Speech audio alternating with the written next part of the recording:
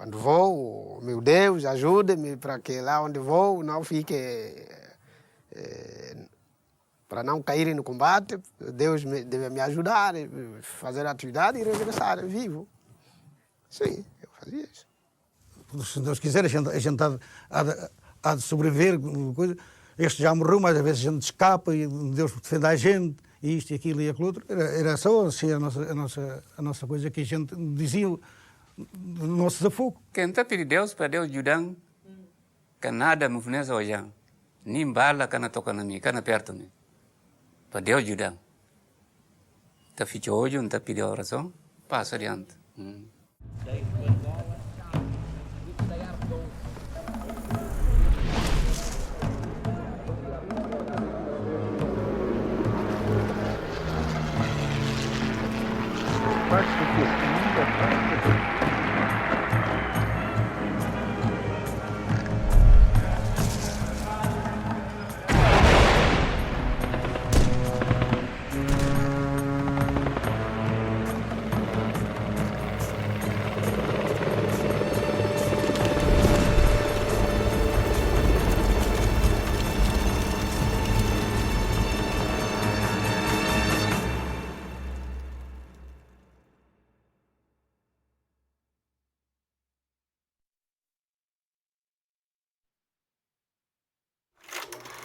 Dois anos depois de Angola, abre-se na Guiné uma nova frente de guerra.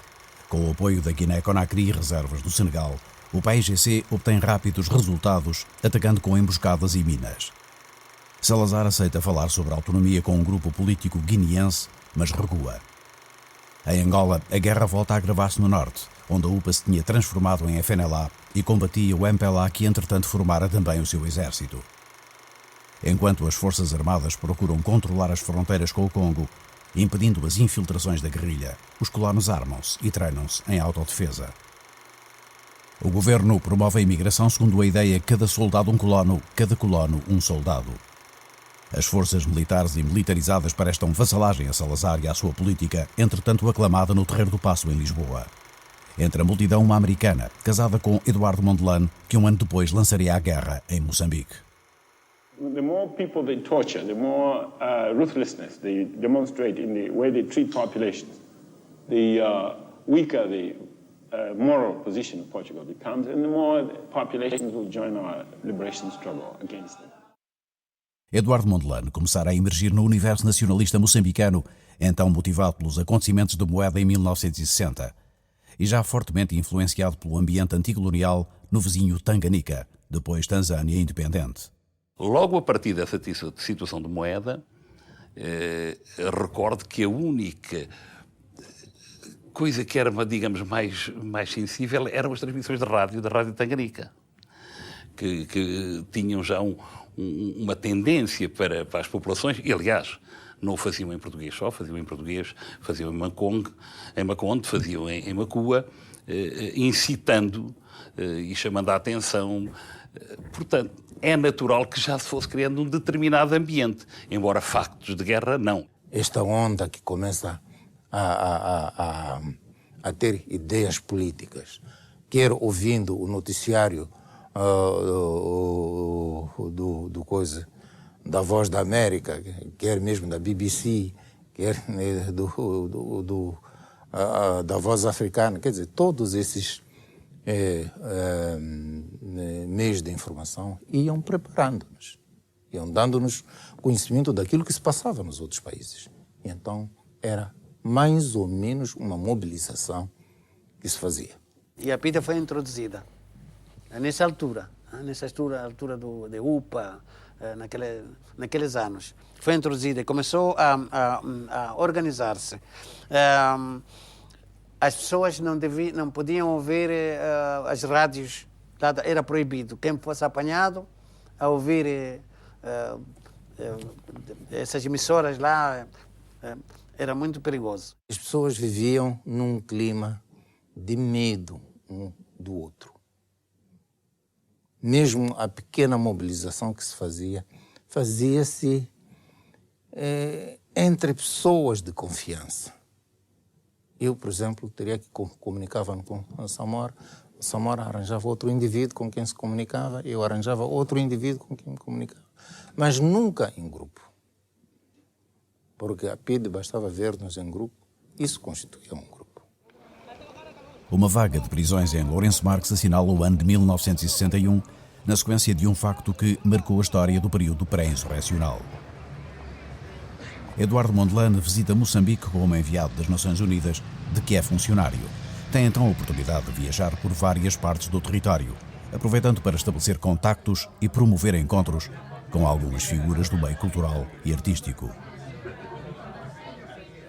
Desta viagem resultam conversas clandestinas e manifestações públicas, através das quais Mondlane deixa mensagens mais ou menos explícitas. Eu lembro-me de uma provocação grande que ele fez numa igreja, a igreja do Xamanculo, onde havia muita gente. Foi contar a história de uma águia, de um criador que tinha criado a águia, muito pequena, a águia cresceu. Mas a águia é águia. E quando chegou a vez, eu via sempre as outras águias a cantar lá fora. E não deixava de responder, demonstrando que ele é águia. E quando chegou a vez, as águias do Dr. Gray voaram. Ele deu a entender de que eu estou longe de vocês, mas eu hei de voltar. Naquela altura começou a preparar-se para voltar para Moçambique, ou pelo menos dirigir um movimento que pode encorajar os portugueses a pensar em independência para o povo moçambicano. Estavam radicados ou exilados em países vizinhos muitos dos moçambicanos que contestavam a presença portuguesa. Dividiam-se por 3 pequenos movimentos, a UDENAMO, a MANU e a UNAMI, onde militavam alguns dos futuros dirigentes moçambicanos. Eram organizações sem verdadeiros programas de luta pela independência. Em parte criados ou apoiados na Tanzânia, a sua fusão numa só força viria a ser promovida por Nyerere, o presidente deste país. O governo tanzaniano dizia sempre, you must be united, you must be united. Mas a conversa ia lá e morria lá, etc. Até que o Kwame Nkrumah, quando organizou em 1962, não é? Em junho de 62, essa conferência, All African Freedom Fighters Conference, ele exigiu que os moçambicanos viessem lá como um só partido. Através do Nyerere, anunciou daqui a pouco, possivelmente há de vir um moçambicano que está nas Nações Unidas, trabalha nas Nações Unidas. Este também vai participar. É um homem, é um moçambicano, é um doutorado, que há de vir também. E o Nyerere escreveu cartas a Mondlane, o Nkrumah também, porque o Nkrumah também percebia que aquela gente que ele apoiava da UDENAM não era aquela gente que teria a capacidade intelectual de dirigir o país. Então, e Mondlane põe como condição única que houvesse unidade. Havia um imperativo de unidade. E a pessoa de Mondlane era a pessoa que mais respondia pela sua idade. Todos nós tínhamos, na altura, 19, 20 anos. Mondlane já tinha, na época, os seus 40. E tinha uma grande autoridade moral sobre todos nós. E sentimos que Mondlane era, de facto, o grande catalisador para todos nós. E, fundamentalmente, naquele momento, a ideia inicial era unirmos. E tinha que se formar uma coisa qualquer para dizer aos ganeses, olha, já somos unidos. Então criou-se a Frelimo. Quer dizer, pronto, criamos a Frelimo. Eu também sou um deles nesse aspecto, na primeira fase, só para ver o nome qual é. O Gamba trouxe lá uma lista, né, de nomes e nós escolhemos aquele que soava bem, Frente de Libertação de Moçambique. E ficou. Deram uma conferência de imprensa assim, à pressa, a dizer já foi criada a Frente de Libertação de Moçambique, só para aquilo aparecer na rádio e um Nkrumah lá ouvir, a dizer, de fato existe. Não existia. Existia só para aquele efeito daquela conferência. O acordo de unidade obtido no Ghana será depois formalizado na Tanzânia, onde Eduardo Mondlane é escolhido para a presidência da Frelimo. Devido a compromissos que tem então com uma universidade norte-americana, só assumirá as funções alguns meses depois. Em setembro, no Congresso Constituinte da Frelimo, Mondlane é consagrado como primeiro presidente do movimento e, segundo a história oficial, seu fundador. Não é fundador, não deu nome, não negociou com aquela gente para dizer o grupo é este, e haver lá reuniões, não fez isso. As coisas fizeram, depois ele foi chamado. E ele aceitou. Porque, de fato, depois das coisas terem sido feitas, faltava saber, mas quem é o chefe? Quem é que vai aguentar com... que seja imparcial? Ele é o membro fundador. Eu também sou membro fundador. Eu era da UNAMI. A UNAMI juntou-se aos outros dois movimentos e formou-se a Frelimo. Portanto, sou fundador. São fundador todos aqueles militares que pertenciam aos três movimentos. Oficialmente, na história de Portugal, de Moçambique, escrevem ele é fundador. Não é, porque isso não é verdade. Ele foi chamado pelos fundadores, que não aparecem como chefe, está bem, mas foi chamado. O Mondlane não foi criador da Frelimo. O Mondlane foi chamado por um grupo de moçambicanos que tinham os seus partidos, como o próprio Uriah Simango, que dirigia o seu partido, o Dinamo, e tínhamos o caso de Mugambe. Depois lá os nossos irmãos de Cabo Delgado também tinham lá o partido deles, o Mano, essa coisa toda. Portanto, foi com a ideia do Júlio Nyerere que convenceu essa gente toda para se unir e criar uma só frente, e conhecia um homem chamado Mondlane, que era o funcionário das Nações Unidas, e este podia dirigir a Frelimo. Alguns moçambicanos, nós não estávamos a entender o que eles queriam. Não queria do Mondlane, diz que é um estrangeiro. Ele veio da América, é um americano, é um agente da CIA, é um agente da PIDE, acusava. Por quê? Veja o problema que havia no Congresso. Mas nós dissemos que não. Ali era questão da unidade, unirmos. Mondlane precisava criar uma consciência nacional que mobilizasse o povo e mantivesse contra fatores pessoais e étnicos a frágil unidade do movimento. A unidade era para libertar Moçambique. Como? Pacificamente, será que não? Luta armada. O Congresso é que decidiu. Não foi Mondlane. Não foi quem não. O Congresso, o órgão máximo, é que decide luta armada.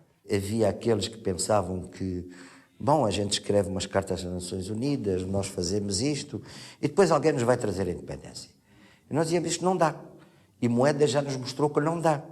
Os que foram no Congresso, foram para lá, e lá discutiram que tipo de luta. Outros disseram, não, nós queremos luta armada. Outros, não, vamos invadir Moçambique. Não, vamos chamar russos. Diz, não, vamos chamar americanos. Vamos chamar chineses. Não, vamos chamar um Kwame Nkrumah. Havia algumas tendências que pensavam que essa a luta era militar era algo para, enfim, digamos assim, para intimidar os portugueses, pois, que não era a forma principal. Outros disseram que não, para quê? Português é pacífico. Vamos ficar juntos, discutir com eles na mesa, comer, tudo. Houve também outras tendências que viam a luta armada por fases, que bastaria termos uma supremacia numa província para espetarmos uma bandeira e proclamarmos uma independência. Há outros que pensavam que cada província tinha que se libertar por si e que não viam a luta de uma forma global como uma luta nacional. De Rovuma até o Maputo. A luta armada decidiu-se em 64. No princípio de 64 e começou no fim de 64. Né? Não havia... Aquilo foi uma coisa que... Pronto, foi crescendo, foi...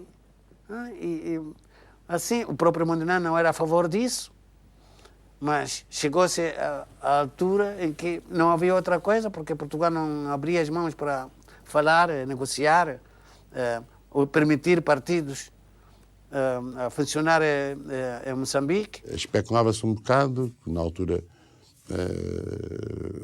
quem liderava a Frelimo era o Mondlane, e portanto talvez ele tivesse alguma relutância para ir por esse caminho como solução. E tinha, ele efetivamente tinha, e andou por lá e tentou, mas chegou à conclusão que não, estar a falar para as paredes ou estar a falar com com os representantes do regime colonial. Naquela altura é a mesma coisa, não é? Não havia maneira de eles se abrirem a um diálogo deste género. No princípio, não era luta armada. Era sempre conversa. Mas só mais tarde viu que conversa não chegava. Era preciso fazer outra coisa. Quando ele chega ao primeiro congresso, e antes do primeiro congresso e pouco depois do primeiro congresso estivemos juntos, ele já tinha uma ideia bastante clara que a solução teria que passar pela luta armada de libertação nacional. Já tinha a ideia bastante clara. E tanto assim que logo, em finais de 63, em princípios de 63, começa a mandar as pessoas para treino militar. É na Argélia que são preparados os primeiros combatentes moçambicanos, aqueles que irão iniciar a luta armada. Embora a guerrilha da Frelimo venha depois a aproximar-se do modelo chinês. Recém-independente, a Argélia tinha uma experiência de 7 anos de luta contra a presença francesa e estava já a instruir angolanos e guineenses nas técnicas da guerrilha. E fora também na Argélia, ainda sob domínio francês, que os militares portugueses tinham recebido os primeiros ensinamentos da luta anti-guerrilha depois de estados em Angola e na Guiné. Essa experiência irá agora servir aos portugueses numa outra realidade geográfica e étnica, em Moçambique, onde a soberania portuguesa assentava nessa altura na força de 7 batalhões do Exército, uma região aérea e um comando naval, com o quartel-general em Lourenço Marques.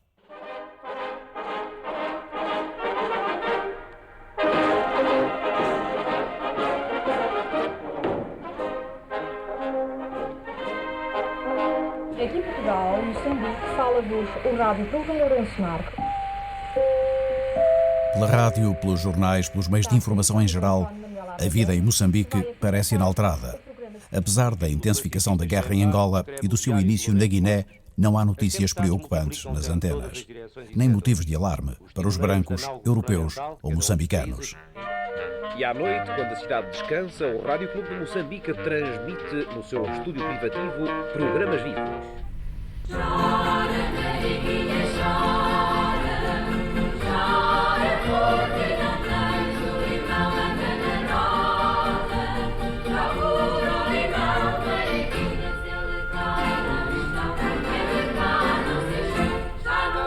Seguindo bastante alguns modelos culturais da metrópole, os colonos criam um mundo próprio, separado da população africana. O Rádio Clube de Moçambique emprega nos seus estúdios e nos seus escritórios uma boa centena de indivíduos. Esta festa foi oferecida pela administração do rádio ao seu pessoal.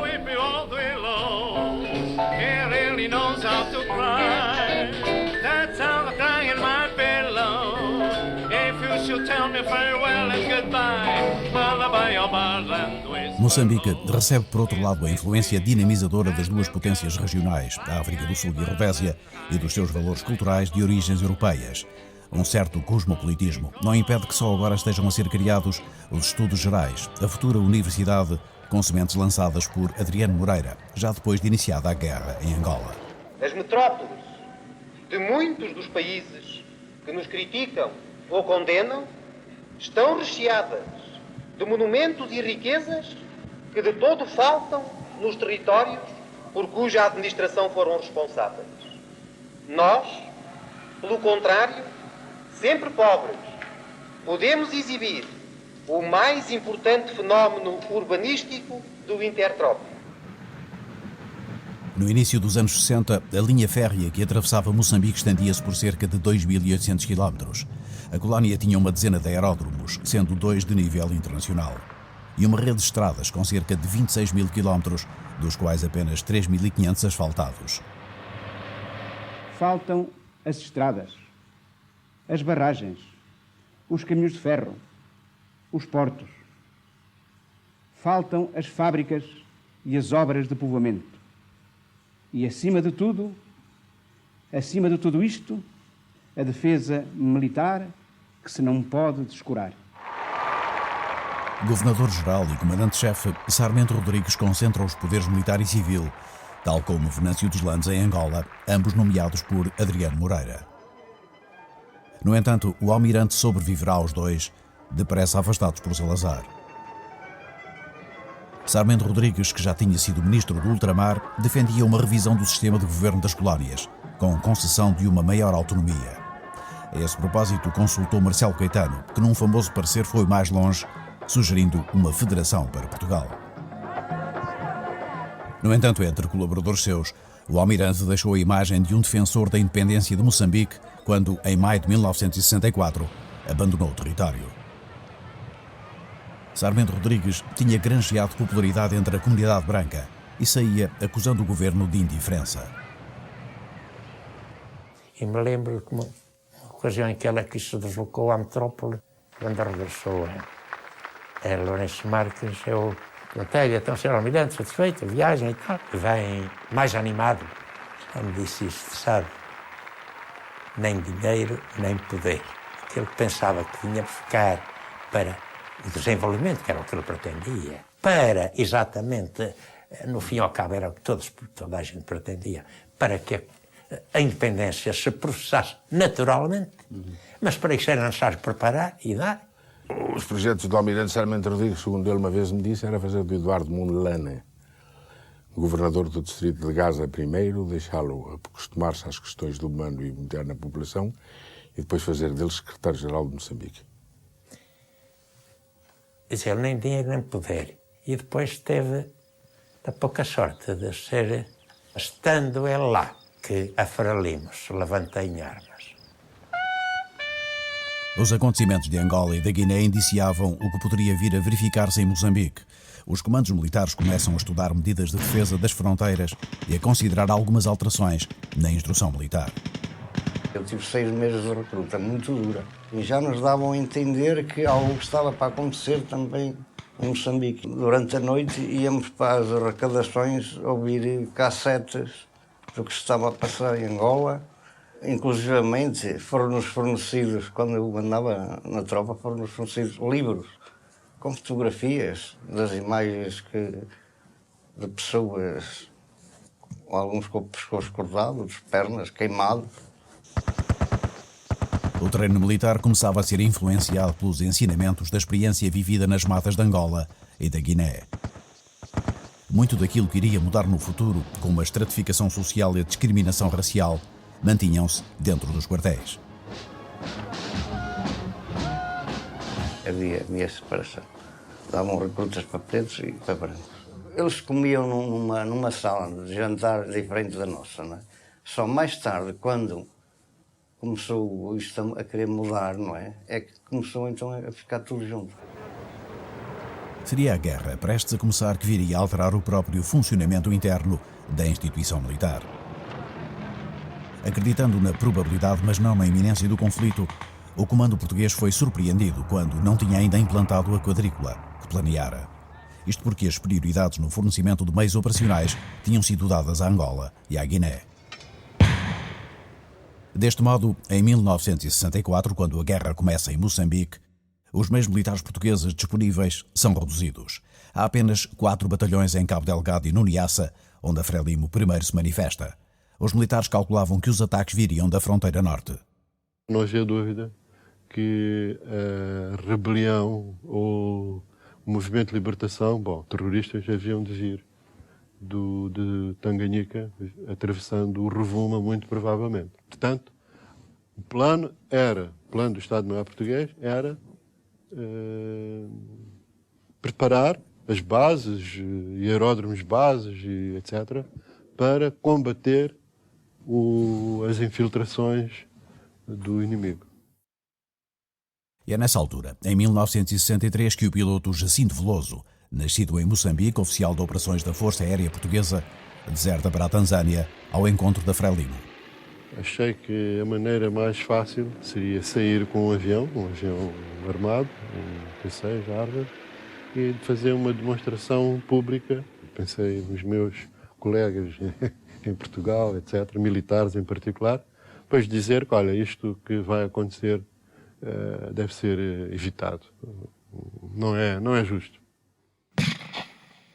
Havia uma missão chamada Nangololo, onde exercia as suas funções um padre chamado Daniel, que foi aquele que deu origem a começar, de facto, a guerra no Chai. Ele foi morto no Chai quando se dirigia para Nangololo. Segundo os indígenas que eu não vi, me contaram, foi por engano. Porque ele usava um jipe igual ao do chefe de posto. E aquilo era feito para o chefe de posto. Recordo-me que fui assistir à sua missa de corpo presente, em Muidumbe, perto de Moeda, e foi realmente uma missa impressionante.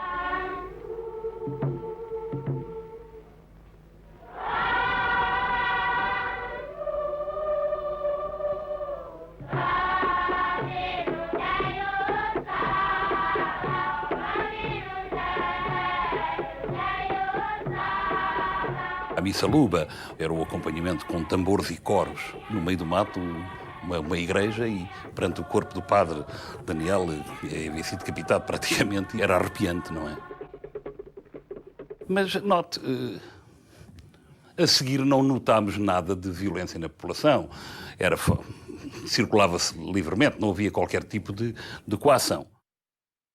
Pouco depois, a situação mudava, não só para as autoridades de Cabo Delgado. A morte do missionário católico holandês, atribuída a uma facção do partido MANU, terá acelerado os planos da Frelimo. Apenas um mês depois, guerrilheiros vindos da Tanzânia desencadeiam a guerra contra a soberania portuguesa, atacando a casa do chefe de posto do Chai, em Cabo Delgado.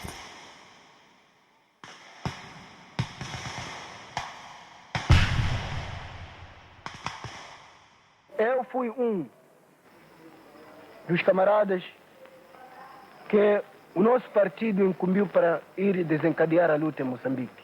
O nosso grupo, constituído por 24 pessoas, éramos.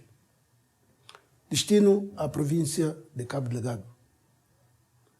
Saímos no campo no mês de junho e chegamos ao sul de Tanganyika no mês de agosto. Entramos em Moçambique para vir começar a guerra. Nós ficámos na fronteira durante 2 meses. Estávamos perto de armas. Tínhamos um grupo que ia atacar Moeda. Tínhamos um grupo que ia atacar Montepuez. Um grupo que ia para Mocimbo da Praia. E o grupo de Porto Abelha. Era o meu grupo. Chegamos numa zona em que alguns nacionalistas, também por uma intuição qualquer, decidiram matar um padre. Dali então, todo o plano mudou. Complicou grandemente o nosso avanço. A tropa portuguesa ficou alerta em toda parte. Interrompemos, tivemos que mandar mensagem para Dar es Salaam, dizer que não há possibilidade de avançarmos mais. Assim, pacificamente. Diga-nos para começarmos a luta em qualquer parte. E assim avançarmos lutando, não assim através de infiltração. No dia 15 de setembro, recebemos instruções de começar a guerra no dia 25. Então fizemos o plano. Como é que devemos fazer? Olha, se nós fizermos perto do rio Rovuma, vamos ter muita dificuldade. É melhor ir muito dentro. Chego na zona de Macomia, a situação estava difícil. E eu escolhi como alvo Chai. Teve que mandar um dos guerrilheiros, foi para lá, foi ver o quartel e viu o quartel. Então disse que aqui nós podemos fazer a operação. Então ele traz o relatório, traz o mapa, vai entregar o Chipane. E no dia 25, pelas 19 horas, fui atacar Chai com o meu grupo. Realizamos o primeiro combate e todos saímos sãos e salvos, lá onde morreu o chefe de posto e alguns soldados que estavam lá. Não morreu no chefe de posto nenhum. Ele nem estava lá. Estava a mulher dele, que curiosamente descrevia depois, quando começou o ataque, coitadinha, não sabia, meteu-se debaixo da cama. Nem o chefe de posto lá estava. Eles diziam que o tinham morto, que é mentira, não. Mas foi realmente um ataque, foi feito e pronto. Só projéteis nas paredes, mais nada. Não houve, é que nem ferimentos houve. As únicas coisas que ficaram feridas foram as paredes. Porque de resto não houve nada nas pessoas. Rigorosamente. É claro, houve o trauma, logicamente. Minutos antes do ataque, Manuel Barbas tinha estado no Chai. Fora lá para falar com Felgueiras, o chefe do posto, mas não o encontrou. 2 dias depois voltou à povoação, onde o ataque causara receios entre a população branca, não mais de 15 pessoas. Eles deviam ter entrado na aula, olhando de frente para a casa do administrador do posto, residência. Eles deviam ter entrado na aula direita, entraram por aí, deram as rajadas, sensivelmente na frente da casa. Nas traseiras estava um polícia que dá também umas rajadas para o ar e consegue pô-los em bandada. A operação do Chai é simultânea com um ataque ao posto de Coboé, no Niassa. A Frelimo abria 2 frentes de guerra, mas falhava a abertura de outras 3 que tinha planeado. Na região de Lourenço Marques, em Tete, e na província da Zambésia, junto ao Malawi. Nós subestimamos a capacidade de riposta portuguesa dentro do Malawi. Portuguesa, rhodesiana e sul-africana. De modo que uma atitude relativamente favorável que Banda e os seus elementos tinham, transformou-se numa atitude de profunda hostilidade. Depois dele tomar o poder, como um país independente, mudou de política. Então começou a proibir a passagem de guerrilheiros e, sobretudo, guerrilheiros armados pelo território malauiano. Inclusive, houve companheiros nossos que ele quis prender e entregar aos portugueses para serem mortos. Incluindo, estou-me a lembrar de Bonifácio Gurveta e outros. Havia prisões em massa no Malawi. Todo o reforço que vinha de Tanzânia eram presos no Malawi. E qualquer um que saísse do interior para ir para a fronteira, fazer compra de pequenas coisas para o primeiro socorro, por exemplo, de material de saúde para primeiro socorro, eram presos. Depois dos ataques de Mongwe, Taquane outra vez, emboscada de Mongwe, ataque em Melange, não sei que lá tudo. Já não tínhamos munições. Não conseguimos manter o abastecimento das nossas forças na província da Zambésia, depois de 1965. Por isso tivemos que parar com esta frente para nos reorganizarmos. Dificuldades com o abastecimento da guerrilha, mas também problemas com a adesão de régulos e população à luta da Frelimo, e ainda o importante papel então desempenhado pelas redes da PIDE dentro de Moçambique e fora das suas fronteiras. São estes os principais fatores que se conjugaram, ditando o fracasso das frentes da Zambésia e de Tete. Seguindo os movimentos da Frelimo através de informadores nos países vizinhos, a PIDE foi então muito eficaz no combate à subversão no Sul, que se apoiava na Suazilândia. Organizada em células, a rede dessa zona, chamada Quarta Região, foi totalmente desmantelada e os seus membros presos, incluindo os principais, Joel Monteiro Madunachinana, que fora da Tanzânia, e Matias Mboa, da Suazilândia. Eu recebi a ordem para começar com a luta já depois de 25 de setembro. Eu lembro-me da carta que recebi de Dar es Salaam, dizia nós já começamos a luta no norte. Prepare-se para começar a luta também. E nós tínhamos preparado a luta para dezembro. Vou à Suazilândia, tenho reuniões com ele, acho que fui 2 vezes. Dei-me as instruções do que devia fazer cá dentro e comecei a trabalhar com outros grupos cá dentro.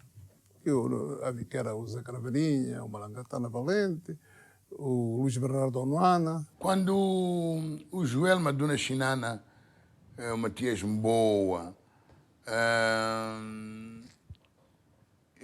o Machaiei chegaram aqui como guerrilheiros para nós os recebermos, a ideia primeiro era de preparar condições para caso fosse necessário fazer aqui um levantamento armado, ou houvesse uma facilidade. O plano, não posso dizer que estivesse decidido. Caberia a mim e ao corpo diretivo da 4ª Região Militar vermos quais são os alvos estratégicos para a coisa. Alvos que, atacando, imediatamente teriam seu impacto junto das populações e junto do inimigo. Esse é que era o nosso objetivo. Dirigida por António Vaz, a PIDE impediu o levantamento da Frelimo na região sul, a que chamava Quarta Região. Em livro não publicado, o antigo inspetor da Polícia Política em Moçambique escreve que Joel Monteiro estava referenciado e acrescenta que uma brigada especializada da PIDE controlou todos os seus movimentos, desde que saiu da Tanzânia até que entrou em Moçambique, graças a uma denúncia. E logo, pelo menos a partir da entrada, é denunciado por um parente que eu tinha vindo da Frelimo e tal, e a PIDE começa a perseguir. Mas perde-o ali para a altura da passagem do Xaxé para Lourenço Marques. Mas no fim apanham. E provavelmente é ele que diz, não, não coisa. Ele é sujeito a torturas, apanhou pancada, ele acabou por morrer. Mas é um fulano que depois vai para o julgamento, e toma esta posição. Eu, de facto, contactei muita gente, mas todos me disseram que não, ninguém queria ser terrível, não é? De maneira que os outros foram todos absolvidos e não havia mais prova nenhuma contra eles. Joel Monteiro só é preso em dezembro, após ter desenvolvido grande atividade na organização da rede, como seu responsável político-militar. É enviado para a cadeia da Machava, onde já estava Matias Mboa, o responsável operacional, que fora preso pouco depois da sua entrada em Moçambique, ido da Suazilândia. Muita gente ficou presa. Confesso, não estou a sujar o Joel, mas há o problema do coisa. Não tinha, quer dizer, quando viu-me inchado como estava, começou a coisa, quer dizer, toda a pergunta que a PIDE lhe fazia, ele relatava. E ele estava ao par do coisa, de todos os relatórios. Então, toda a força da clandestinidade ficou detida. Só o que é.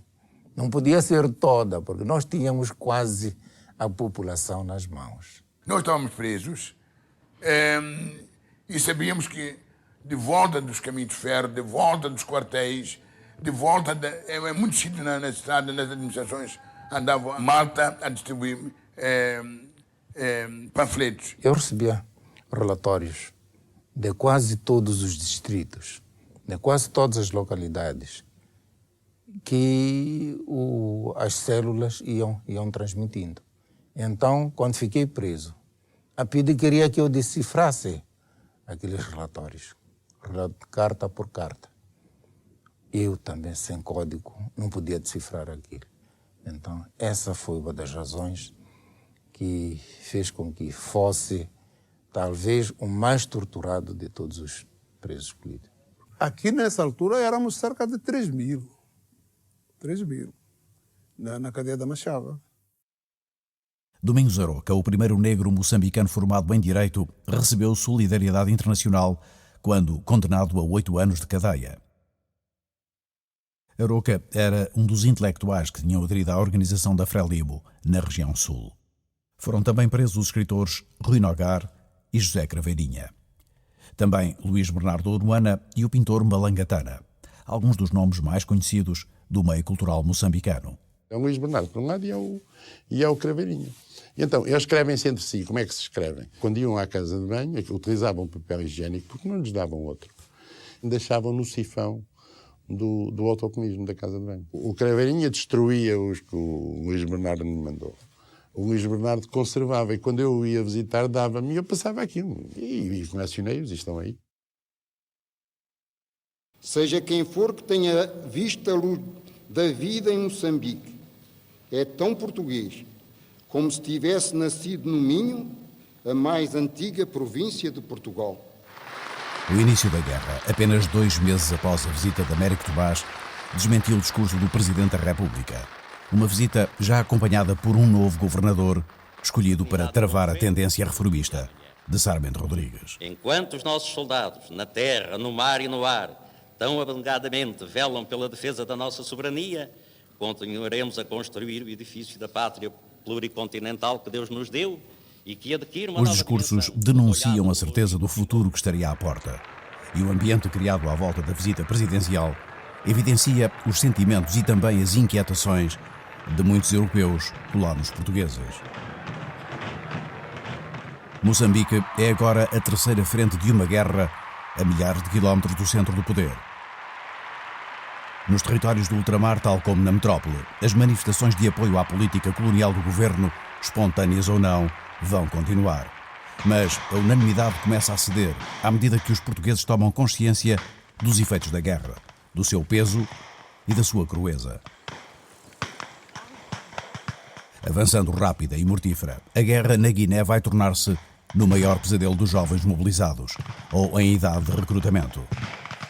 Um ano depois do início do conflito, o comandante militar Brigadeiro Louro de Sousa informa os altos comandos com alarme da gravidade da situação e da falta de meios para se opor à guerrilha. Com reforços materiais e humanos, o Comando Militar da Guiné lança então a primeira grande operação conjunta de toda a guerra. 1.200 homens partem para o sul do território para uma ação de tipo convencional, envolvendo forças terrestres, aéreas e navais.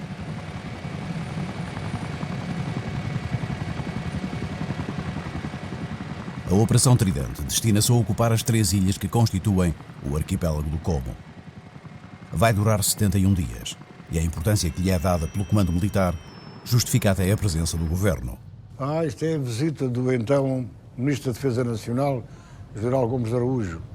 Eu acompanhei no helicóptero sobre as nossas posições e a certa altura o helicóptero começou a ser alvejado, de maneira que ele sentiu ao vivo realmente o que se passava lá.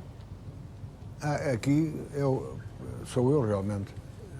A impreparação era tal que o batalhão em que eu fui ia com o armamento e com a organização como se fosse uma guerra convencional. É claro que depois foi tudo ligeiramente alterado conforme as possibilidades. Realmente nós não estávamos preparados para a guerra de guerrilha, não é? Ao Tenente-Coronel Cavaleiro, o Estado-Maior atribui o comando desta operação, que é precisamente de tipo convencional. Com as 3 companhias de cavalaria que formavam o seu batalhão 490, competia-lhe expulsar os cerca de 400 elementos do PAIGC que ocupavam as ilhas e controlavam a população quase desde o início da guerra, em 1963. A Ilha do Como praticamente tem uma orla marítima, o resto são tudo rios, não é verdade? Quando passavam as barcaças de reabastecimentos, etc., eram flageladas. Portanto, uma das principais preocupações, das principais finalidades a obter com a operação era libertar a navegação da flagelação infligida por ela. Outra, não menos importante finalidade, era acabar com a ideia de que os guerrilheiros estavam instalados naquilo que eles chamavam pomposamente a República Independente do Como. Pouco afastado da terra firme, o arquipélago do Como apoiava o abastecimento e as ações da guerrilha e ameaçava a navegação de Bissau para o sul, afetando, nomeadamente, as passagens fluviais para Catió.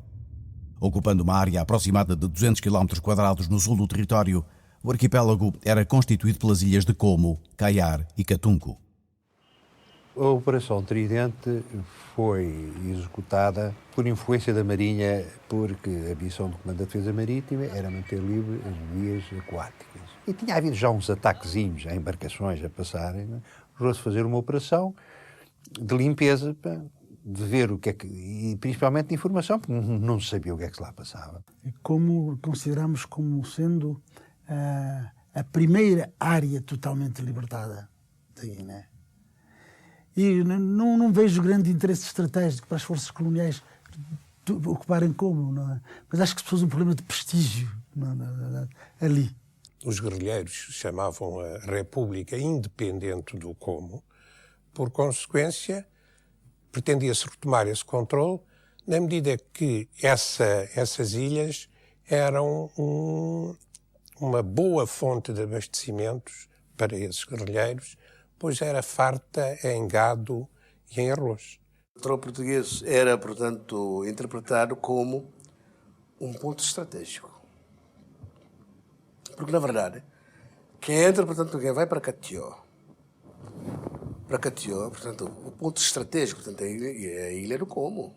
Era uma zona inacessível, era uma zona que não tinha treinamento e, por conseguinte, era preciso ir lá e destruir aquilo, não é?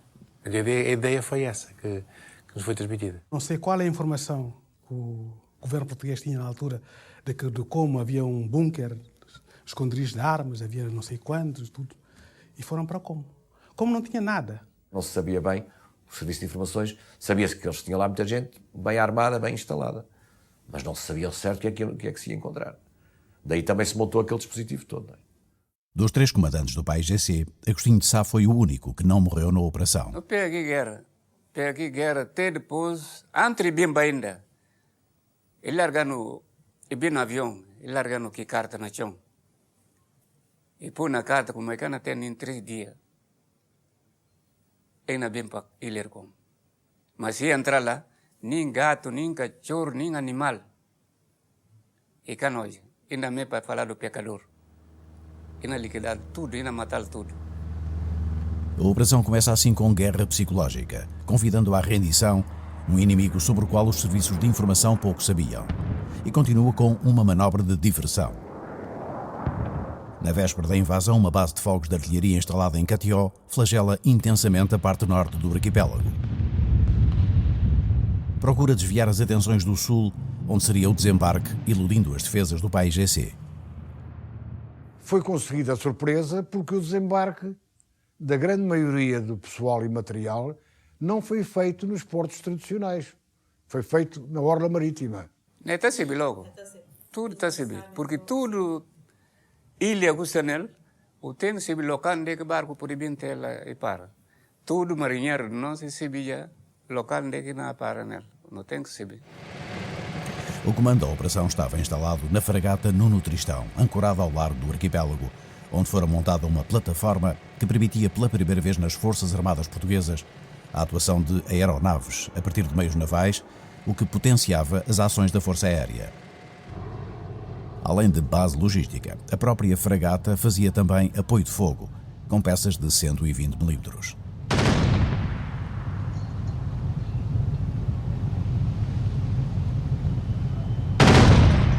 O dispositivo naval conta ainda com uma frota de uma dezena de lanchas de fiscalização e desembarque, nas quais são transportadas as tropas terrestres. Além das 3 companhias de cavalaria, os efetivos incluem uma de caçadores, 3 destacamentos de fuzileiros especiais, mais tarde reduzidos a 2, um grupo de comandos, um pelotão de obuses. Um pelotão de paraquedistas atuou também durante algum tempo na Tridente, o que aconteceu pela primeira vez numa grande operação na Guiné. Cumprindo o plano de operações, os desembarques das companhias do Coronel Fernando Cavaleiro recebem, além do apoio aéreo, a proteção dos destacamentos de fuzileiros, que são os primeiros militares a pisar o arquipélago.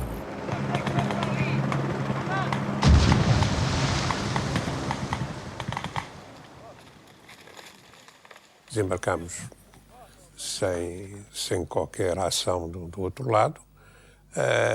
Acho que foi relativamente fácil a instalação daquilo que nos competia, que era fazer uma cabeça de praia que permitisse, 45 minutos depois, uma companhia de cavalaria desembarcar.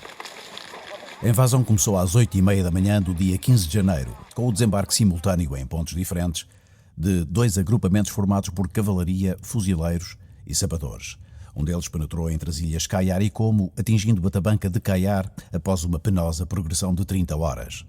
Enquanto isso, o outro agrupamento entrou pela zona de Catabão II, na ilha do Como, e alcançou Cauane ao princípio da tarde. Na manhã do dia seguinte, um terceiro agrupamento de cavalaria, paraquedistas e sapadores desembarcou entre as ilhas do Como e de Catunco e avançou para as tabancas Catunco-Papel e Catunco-Balanta. Ao mesmo tempo, um quarto agrupamento com fuzileiros e sapadores entrou na ilha de Catunco, a partir do rio Cumbijã, dirigindo-se para Cametonco.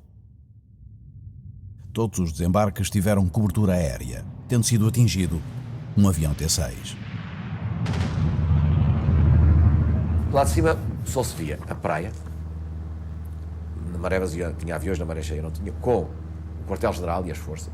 E depois uma grande mata lá no meio. Portanto, a nossa percepção cá de cima era a mata e as forças ao longo da praia, pouco mais.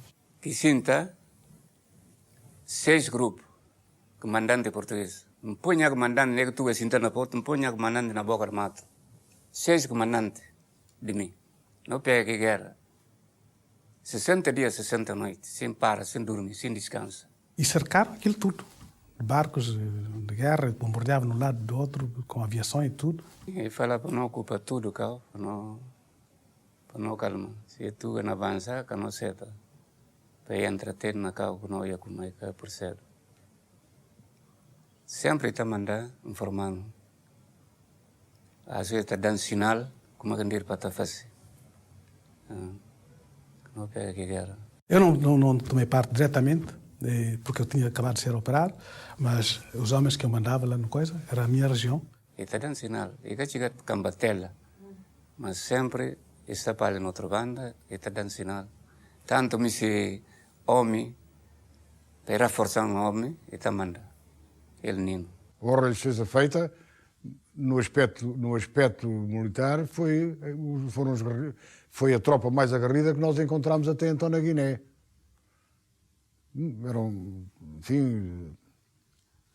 Eram manobradores, eram agressivos, tinham realmente bom poder de fogo, etc. Homem tio, que gente tio. Ao mesmo tempo, naquele momento da guerra, tudo se não tem 6 comandantes portugueses que estão na ilha. Não pedir reforço de outro grupo. E bem toca chegar e ajudando. 400 mil. Nos primeiros dias após o desembarque, os militares portugueses marcharam para as suas posições conforme o plano de operações e sem grandes sobressaltos, sofrendo pouca resistência da parte da guerrilha, exceto na região de Cauane, na ilha do Como, onde a bandeira portuguesa só foi hasteada após alguns combates e a perda de um avião T-6, cujo piloto morreu. Os soldados tiveram, no entanto, que enfrentar outros adversários, que o planeamento da operação não acautelou. Para conseguir água salobra e de má qualidade, foi preciso escavar poços.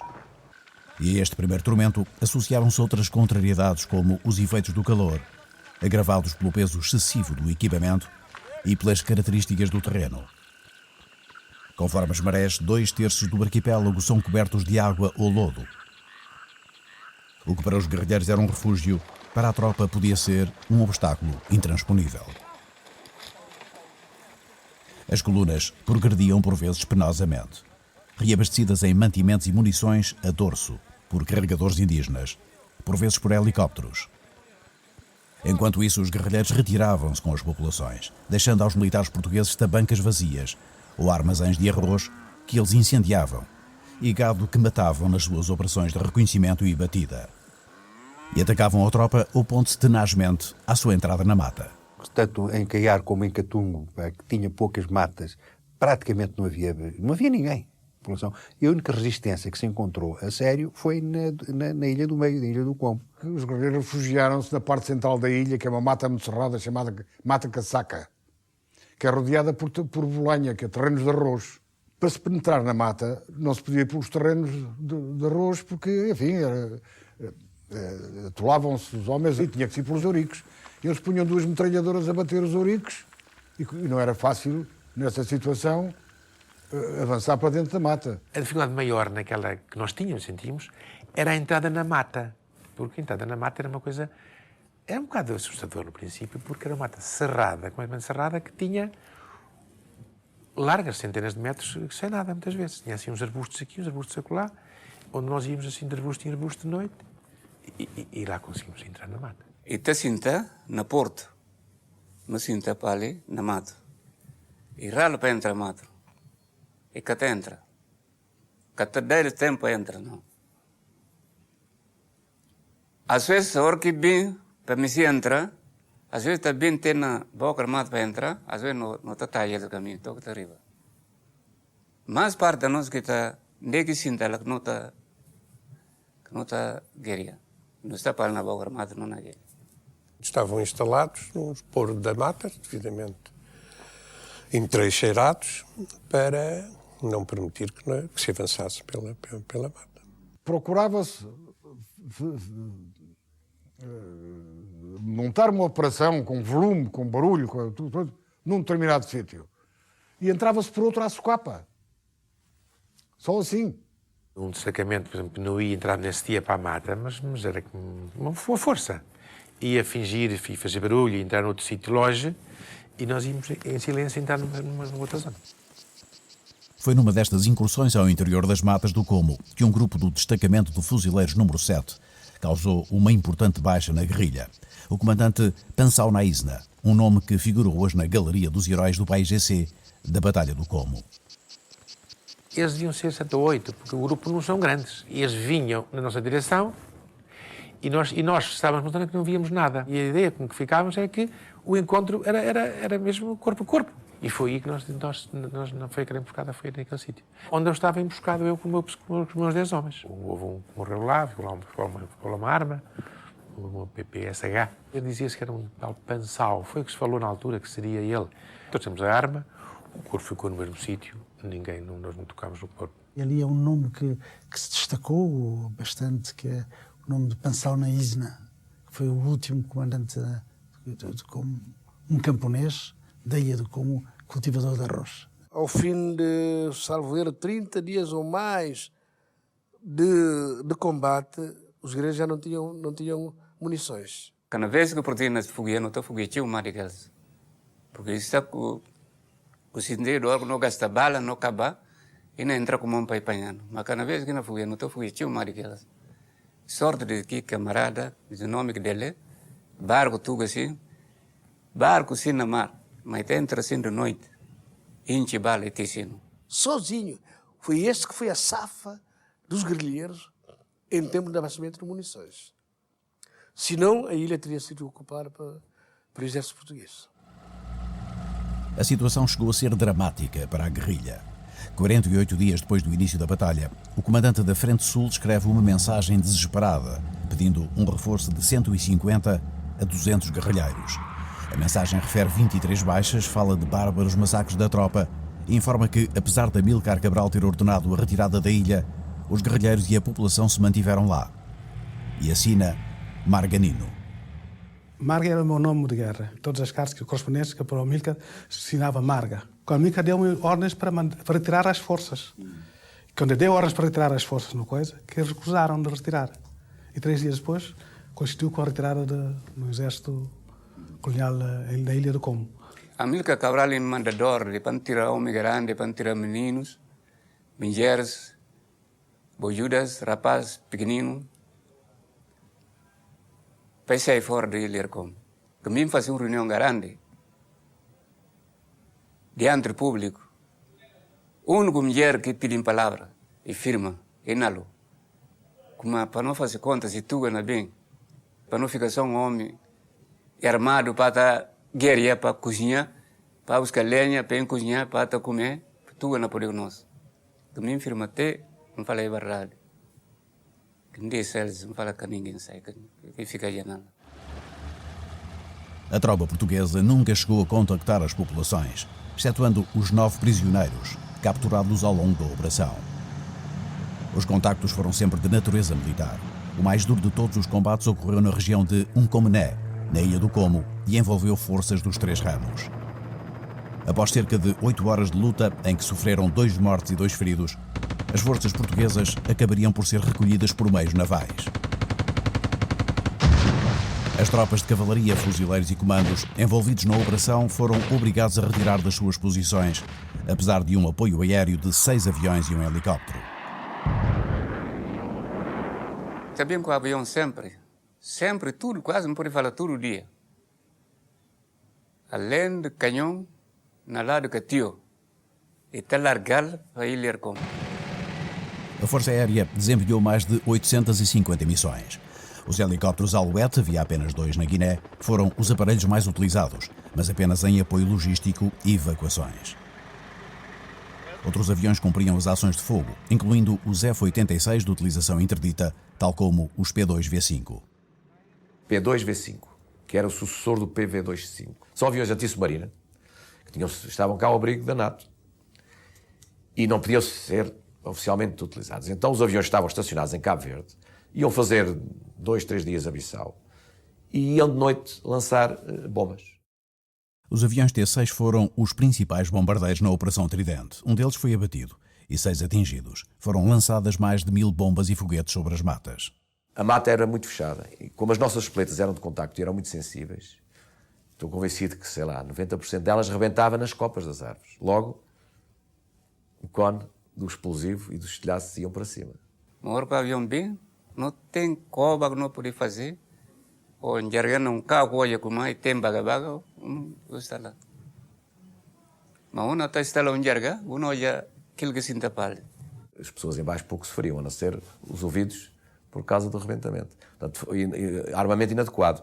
Os foguetes, nós usávamos, esses eram bons, mas não se podia usar porque eram muito caros. Houve sempre restrição de foguetes durante os 14 anos de guerra. Os foguetes 37mm antipessoal. Tem outro carro que lança bomba, às vezes, e por aí cai riba de um polão assim, e te arrebenta e cata chica dela. Mas é muito tio. Suma para ali nessa área. Só mais parte de bem é usar palmeira. Psicologicamente é muito importante. Porque não deve ser agradável estar debaixo de uma árvore e ver uma bomba arrebentar lá em cima. O dita pali, atrás de baga-baga. Um canhão cai lá atrás e ralo para morrer. E está segurado, e está cobriu. E ralo para um tiro cai ao pé de baga-baga para morrer, não. Havia umas bombas de 15 quilos que eram umas granadas de artilharia transformadas. Essas já tinham mais alguma eficácia antipessoal, mas era sempre muito reduzido. Não queria que a ACA, que se desarma, tipo, mais parte, mas tem outra arma de frente dessa. Mas é macho, que não queria aquele. A espingarda automática Kalashnikov soviética correspondia no exército português com o mesmo calibre a G3 alemã, num duelo que durou toda a guerra. Na Operação Tridente, a G3, que a tropa só conhecera 6 meses antes, durante a viagem para a Guiné, revelou-se muito sensível a poeiras e lamas, embora menos que a Armalite dos paraquedistas. Havia metralhadoras Madsen, mas as Breda eram demasiado pesadas. A eficácia das transmissões não era total, segundo refere o próprio relatório da operação. Mas se a Batalha do Combo demonstrou impreparação e foi um laboratório para a tropa e para o material, foi também um teste para a logística, sobretudo no que respeita aos mantimentos. A meio da operação, os militares estavam em péssimas condições físicas e psicológicas e muitos deles doentes. À dureza do meio e das missões juntavam-se a insalubridade da água e insuficiências da manutenção que não garantia nem qualidade nem variedade na alimentação. Os homens ficaram aí uns 15 dias com uma única ração de combate, que era carne de vaca à jardineira. Nunca mais me esqueço do nome. Os homens, coitados, ao fim de meia dúzia de dias, já não podiam comer aquilo. O estômago não suportava. A água era tirada de um buraco à frente do abrigo onde estavam. É claro que havia os filtros e essas coisas todas, mas tudo isso era relativo, não é? Do lado português, muitos doentes. 9 mortos e 47 feridos nos 70 dias da batalha. Do PAIGC, o relatório português refere 76 mortos, mas acha provável uma centena. A operação tem que terminar. O quartel-general precisa das forças. Eu fui ao quartel-general, a primeira vez que lá fui, para dizer que a operação estava terminada. É claro que não podia dar a palavra de honra que não tivesse lá um núcleo qualquer dentro. O tenente-coronel Cavaleiro concluiu a operação atravessando a ilha com 40 homens, para demonstrar que domina o território. E no dia 24 de março, os cerca de 1.200 militares, cavalaria, fuzileiros, sapadores, caçadores, comandos e paraquedistas, embarcam de regresso a Bissau. A operação fora provavelmente a mais cara de sempre de toda a guerra. E certamente a mais longa. A sua duração tinha ido muito para além das previsões iniciais. Os resultados, ver-se-ia depois, tinham ficado aquém. Não tenho dúvidas nenhumas em afirmar, a operação foi um sucesso absoluto. Era uma zona que tinha uma força inimiga e nós não íamos lá há um ano ou mais, desde o começo da guerra. Portanto, essa força foi escorraçada, instalou-se uma força nossa, portanto, eu acho que foi uma vitória ali localmente, pelo menos. É claro que não ficou totalmente resolvido, porque na realidade não conseguimos captar as populações, porque a população fugiu. Tenho a impressão que a operação em si foi um êxito. Foi um êxito do ponto de vista extremamente militar. Não é? Não retirámos por estar pressionados a retirar. Nós retirámos porque tinham sido alcançados alguns dos objetivos. Ou todos os objetivos que se pretendiam. Se tivéssemos abandonado, teria saber se seria uma derrota para o nosso lado. Ficaríamos em fraqueza. Mas resistimos e continuamos lá. Foi uma vitória. O PAIGC aproveita essa digamos, essa leitura comum que as pessoas fazem, que a pessoa comum faz. Cara, a ocupação é que conta. Mas o terreno para quê? Se não houver lá a população, que era a tal guerra das almas, não é? Pois aproveitou essa, como a gente não ocupou, viemos embora, aproveitou ter, foi uma vitória. A população tudo faz um bairro grande, contente, militar, tudo. Tudo. Mulheres, homens, rapazes, homem armado, tudo contente. Do lado português, a essa alegria correspondia, por certo, o alívio dos soldados. Deixavam o arquipélago depois de terem sobrevivido a condições muito difíceis. Mas se para eles a experiência chegar ao fim, para a Companhia de Caçadores 557, as dificuldades só agora iriam começar. Esta companhia iria ficar estacionada na Mata do Cachil, a norte da Ilha do Como, por decisão do Estado-Maior. Tinha chegado, ainda durante a operação, a tempo de ouvir do Tenente-Coronel Cavaleiro palavras que se revelariam otimistas. Estejam sossegados, que está tudo resolvido, nós fizemos uma grande operação, podem estar descansados que já não há terroristas, foram todos eliminados ou fugiram e tal. Na altura poderia ser que fosse, agora no dia seguinte já não, porque no dia seguinte nós víamos-los já em frente aos nossos abrigos, a saltar lá nas palmeiras e, enfim, inclusivamente indivíduos brancos cubanos, que também estavam enquadrados nas forças deles e que por lá andavam. E, passado algum tempo, então, começaram a fazer ataques. O Comando Militar resolveu instalar uma companhia numa matezinha que havia a norte da Mata, que era a Mata do Cachil. Um erro, porque ali não havia populações nenhumas. Mas pronto, mas instalaram, não é? E claro, essa companhia, passado umas semanas, começa a ser flagelada e atacada. A flagelação iniciava-se ao fim do dia, portanto já no escuro, portanto eles aproveitavam a escuridão para avançar e iniciavam o tiroteio. Num desses ataques eu fiz uma gravação porque achava que era uma reportagem interessante.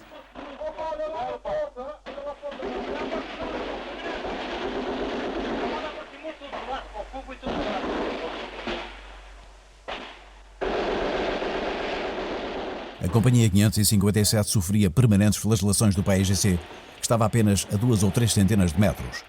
O aquartelamento estava completamente isolado na ilha. Tinha sido construído pela própria companhia, numa zona chamada Mata das Cobras, e era protegido por paliçadas com troncos de palmeira. Instalações que, aparentemente, o PAIGC poderia destruir com as armas que tinha. E era esse o receio permanente da tropa. Nunca chegaram a fazer isso, ou por incapacidade, ou porque na realidade também, enfim, não quereriam flagelar tanto, mas com certeza também não eram capazes. A companhia estava reforçada por um pelotão de milícias. Sem água potável, que tinham que ir buscar a Catió numa embarcação, os militares portugueses cumpriram uma missão difícil, iniciada com um desembarque dramático em que muitos homens tiveram que ser resgatados do lodo onde se atolaram. Após 8 meses, durante os quais sofreu um morto, a companhia foi substituída por uma outra que continuou como a única representação da soberania portuguesa no arquipélago. Chegou-se à conclusão, como não havia população, não valia a pena estabelecer lá a autoridade administrativa nem militar. E, na minha opinião, erradamente, eu gostaria imenso se deixasse lá uma autoridade administrativa. Esse primeiro é um objetivo muito mais atingido, mas o que isso não esteve nunca nos planos, não é? Acho que isso é que era. Ao fim e ao cabo, sentíamos que estávamos a fazer qualquer coisa de útil. A colocação de uma companhia na Ilha do Como culminava a Operação Tridente, que o Brigadeiro Lourdes Sousa, o comandante-chefe, lançou e acompanhou, visitando as tropas em vários momentos. No final, congratulou-se com o resultado e elogiou as unidades envolvidas, mas depressa se veria como o arquipélago pouco representava face ao avanço da guerrilha para novas posições. E como se mostrava inadequada a orientação dos poderes da Guiné, que divergiam entre si enquanto o PAIGC endurecia os ataques à tropa portuguesa. Divididos por desinteligências e em aberto conflito de competências, o Governador-Geral, Vasco Rodrigues, e o Comandante-Chefe foram substituídos semanas depois da operação.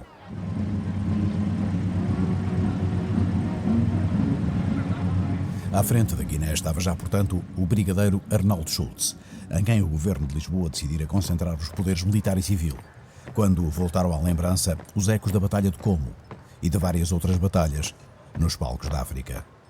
agora em exaltação nacional e pública, como feitos militares notáveis. Na Praça do Comércio, em Lisboa, a tradição anual do 10 de junho era, desde 1963, uma homenagem às Forças Armadas.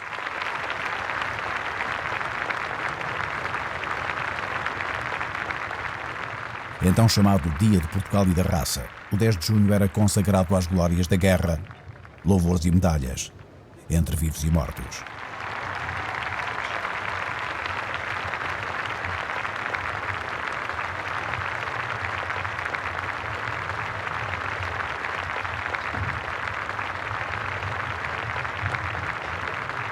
No final de 1964, o balanço dos mortos ultrapassa as 400. Estão mobilizados para o combate mais de 85 mil homens, em Angola, na Guiné e em Moçambique. Portugal encontra-se a partir de agora perante uma guerra em 3 frentes. E assim será por mais 10 anos.